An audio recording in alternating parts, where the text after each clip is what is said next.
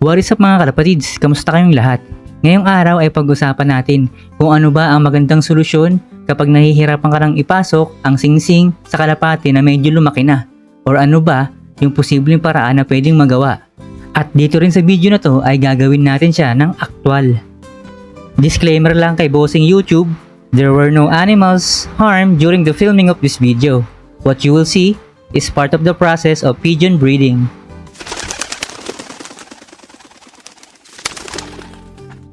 So yun, kakauwi ko lang ng bahay guys. At merong gift bird sa atin na YB. At saktong masisingsingan na siya.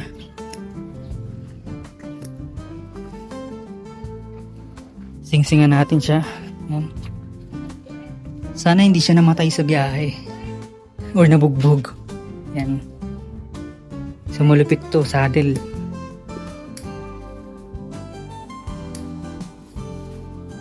Sana lang okay pa siya. Yun, okay pa siya.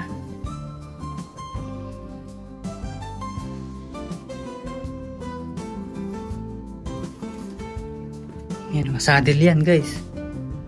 Magulang yan, parehong saddle mga dre. Kasi nag-love visit tayo sa isang tropa.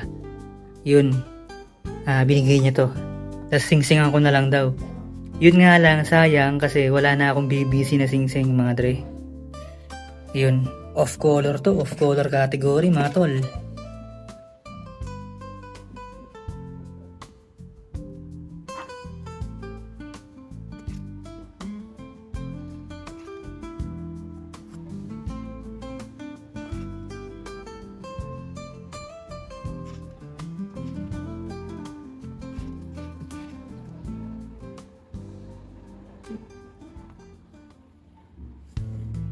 Yun lang guys, hindi nakasya.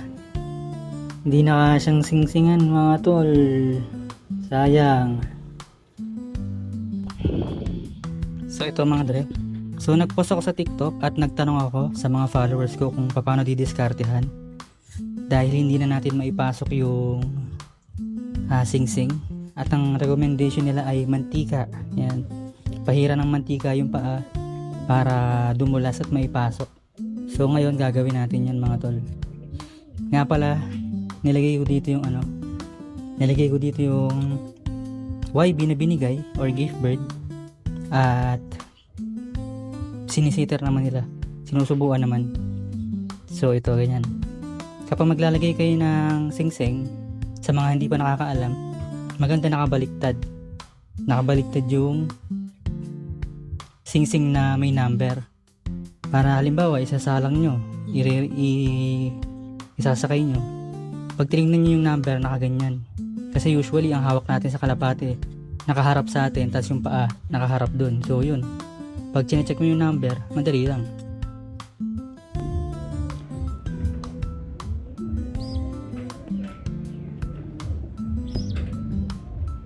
Yun, okay na. Ito naman yung perso band.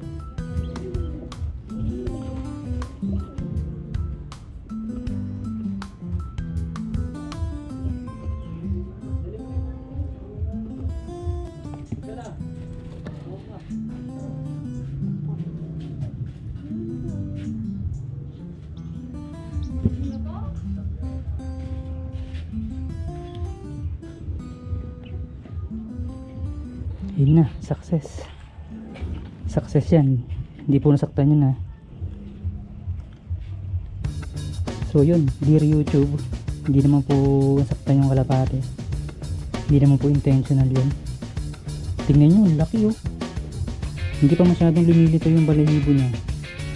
Pero ang laki niya na. Kung may nagbibigay ng kalapate sa akin, dapat marunong din ako magbigay. Kaya naman ito. Ayan mga dre. Ayun o. Sa inyo na yan ha. Basta kayo nang bahala kung paano mapupunta sa inyo yan. It's either pupunta kayo dito or pa-shipping sa Lalamove.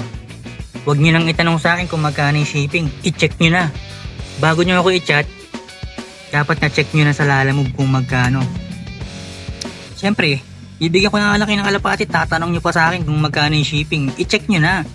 Cellphone na yung hawak nyo eh. Install nyo. Install nyo yung Lalamove sa mga cellphone nyo. Ayun o. Init eh. Ayan.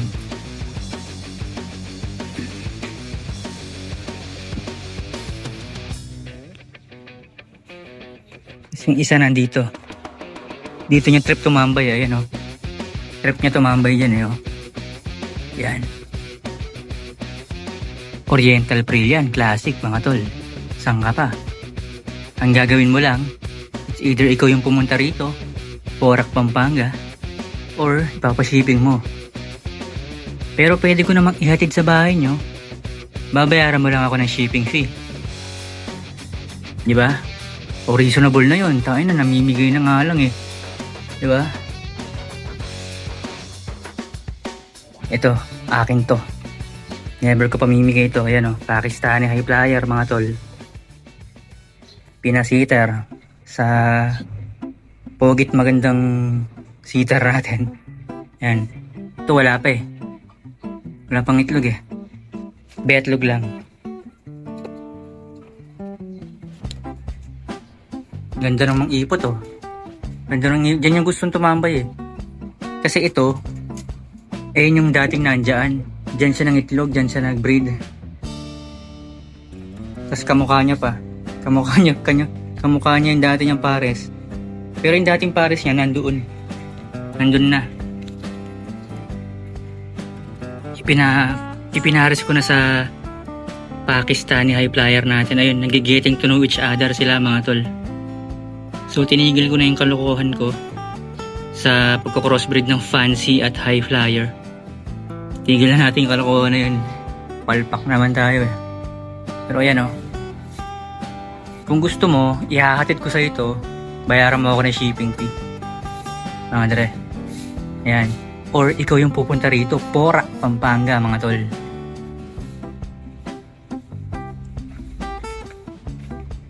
Yan pa. So yun, ating ibinabalik ang shoutout segment at shoutout sa mga present nating sa mga team present natin mga dre no. So kay JM Official, kay Boswell, kay Jixki Official, at kay Neben. Ayan. Mga team present natin, mga puro present yung kino-comment nila. Kay Julian Tuiza, kay Nigel Gabriel, yan, shoutout sa inyo. Kay Luz Biminda Montayaw, na minsan supporter, minsan basher, no mga dre. Kay Michelle Angeles, kay Clavel Justin, at kay Mateo Jake Villanueva na minsan supporter din pero minsan basher din. Pero yun, alam niyo yun, joke lang. Joke lang tayo dyan. Kay This Guys Lizard, shoutout din, team present. Shinzi, kay Gerald Tandok, at Phil De La Cruz, at Nathaniel Munoz. Ayan, shoutout sa inyong lahat.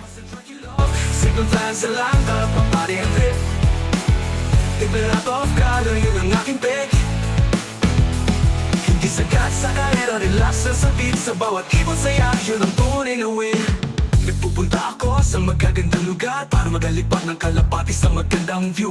Tunagalo sa loft ng ibang mga fans para matuto ng mga kaalaman sa kalapate. Basta ayokong gayahin masyado yung pagkaadik ng iba sa karera ng kalapate.